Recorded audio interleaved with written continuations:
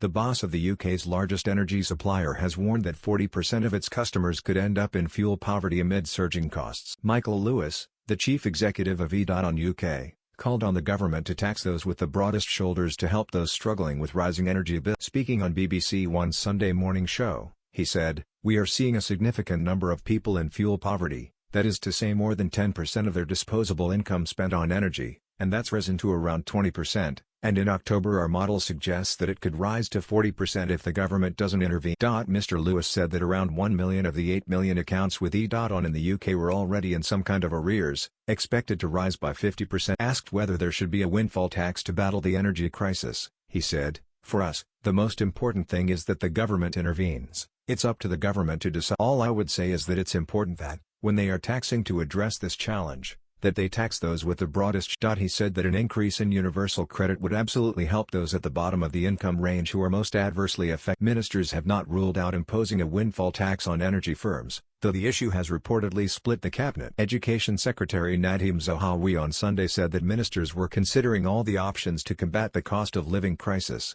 including a one-off levy on firms which have benefited from globally high gas and oil prices. Meanwhile, Labour renewed calls for a windfall tax on North Sea oil and gas producers as Shadow Chancellor Rachel Reeves said Mr. Lewis' comments underline how tough the cost of living crisis is for families. She added, "The government must act now, by bringing in a windfall tax on oil and gas producer profits to cut